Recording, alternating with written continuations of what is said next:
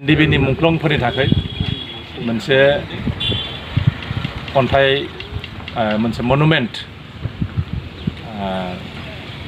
स्मृति स्तम्भ जायखौ हारसायाव बुङो मनुमेन्ट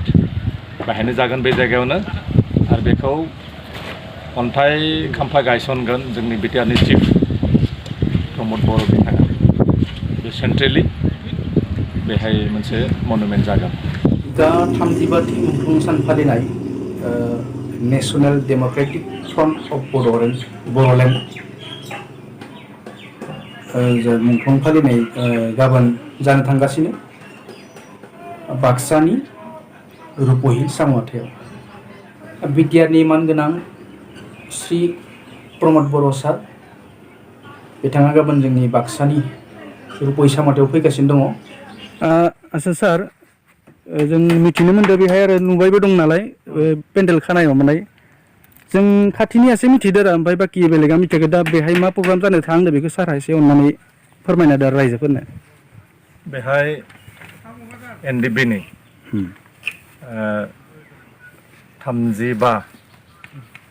35थि मुंख्लं सान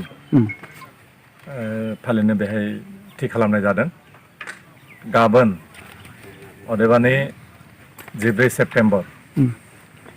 NDFBनि मुंख्लं सान बे 14 सेप्तेम्बर 1988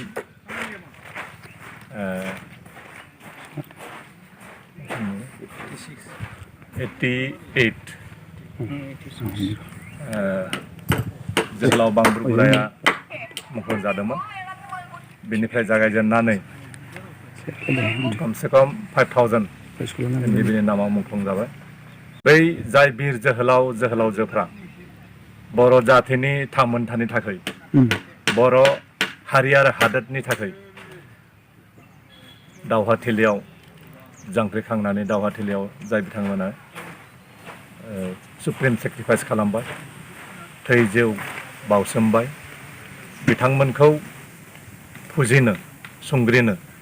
बिथांमोनखौ मान बावनो थाखाय बे जायगाखौ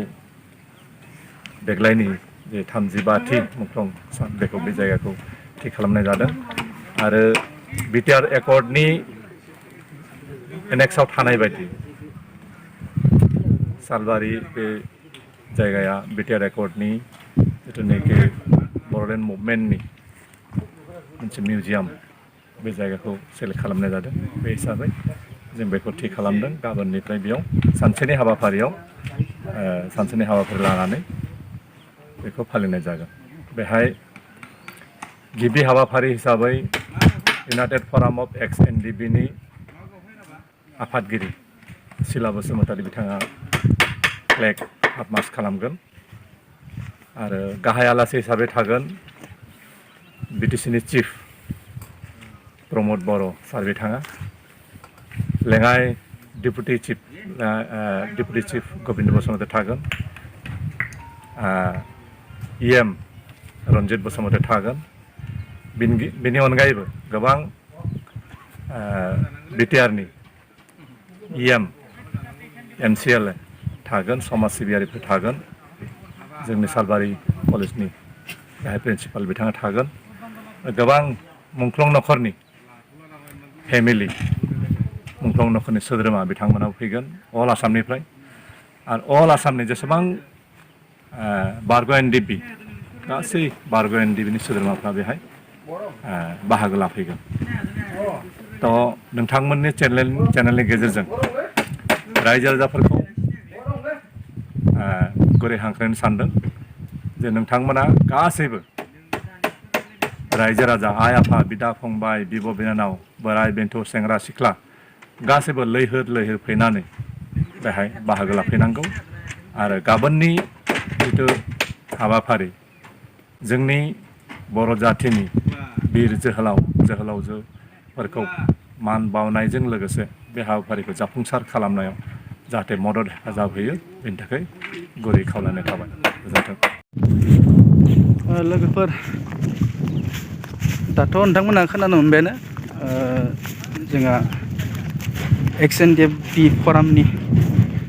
United from NDFB ni central नि जा मानगोनां सार गोरोबथा राभा बिथाङा मा फोरमायखो बेखौ नोंथांमोना मिथिखाबाय दिनै बेहाय मा जादों बेखौ बिथाङा क्लियारै बुंना होखाबाय दा नायलांदो नै जायगाफोरखौ बे जायगाया जाबाय मा होनो साम' हाथाइ आरो रुपहि लामानि गेजेराव जादों हा बे जाबाय आलासि जिरायग्रा न' इयो गेस्ट हाउस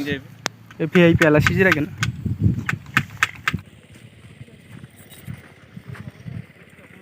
मथा मथि जायोलै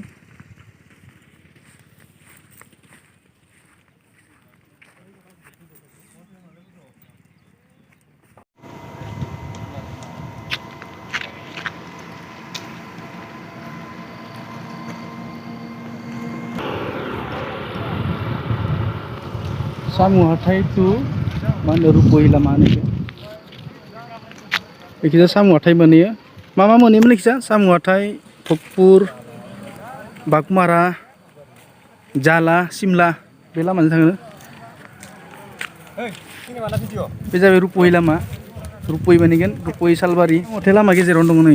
जायगाया लकेसना The 35th martyrs day observation of National Democratic Front of Boroland NDFB martyrs बेनि साम' हाथाइ रुपहि सालबारि बाक्सा 14 September माने गाबोन organized by United Forum of NDFB दाना सिङाव हाबैनोसै जोङो नायनोसै ना लामा दं प्लेसखौ नायनोसै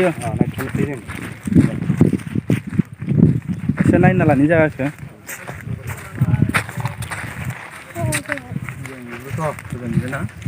खामानिया कमप्लिट जायाखै कमप्लिट जाजोबाखै दासो मावबाय थानायालाय दा हरनि गेजेरावनो ओंखारगोन आरो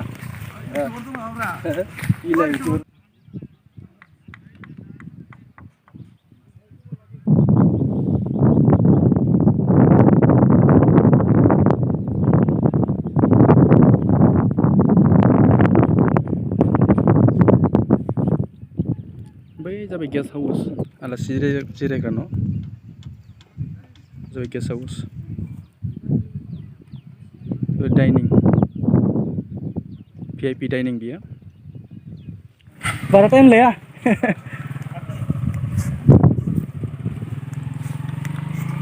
जाबाय पेन्डेला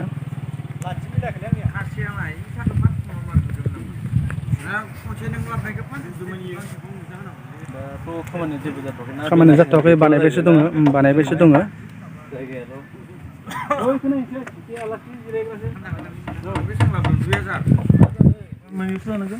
ओंखारथ'वाखै रायजोफोर लोगोफोर नै दासो बानायबाय दं बोथोरा खिन्थु दोमैलु बिराद मोजां जादों खामानि मावग्राफोरनो सिङाव बानायबाय दङ आरो आलासि जिरायगोन बेहाय दा सार प्रमद बर' फैगोन बेहायनो जिरायनो हागोन आरो गासिबो नुजोबनांगोन नामा मानसिखौनो सिनायनायाव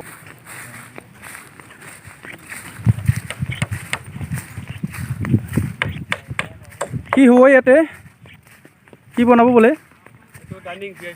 ডাইনিং VIP ना VIP फोरनि डाइनिं जाहैबाय बेयो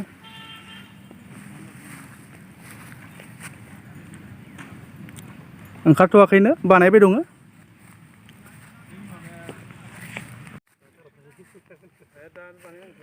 ओरैहाय बेयो माने पुरा बोग्रि बिफां गोजामोन आरो बेखिनिया लोगोफोर पुरा बोग्रि बिफां ओमफ्राय नैखिजा दङ मा होनो रुपहि दैमा दङ ओरै रुपहि दैमानि बै हाग्राजों ओरै माने सोनाबनिफ्राय सानजारै नोंथांमोना फैबा रुपहि दलं मोनगोन ना रुपहि ब्रिज बे रुपहि ब्रिजनि दैमायानो बेनो नै बे हाग्रा गेजेरजों फैदो आरो ओरै पकालागि जाना थाङो